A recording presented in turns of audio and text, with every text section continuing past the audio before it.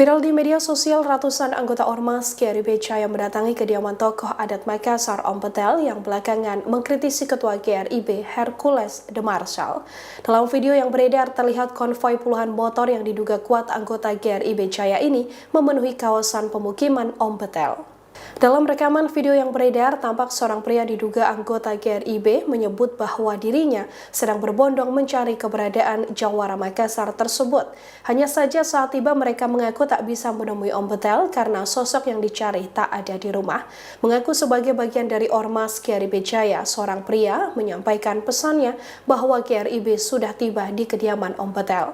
Om Petel sendiri belakangan menjadi sorotan lantaran Jawara Makassar ini menantang Ketua GRIB Jaya Hercules de Marshall. Dikutip dari Tribun Timur, Om Petel memiliki nama asli Andi Jamal Kamarudin, yang merupakan mantan aktivis mahasiswa Universitas Muslim Indonesia atau UMI Makassar tahun 1985. Om Petel menantang Hercules untuk tarung sarung, salah satu tradisi unik di masyarakat Bugis Makassar yang dipakai sebagai sarana menyelesaikan masalah.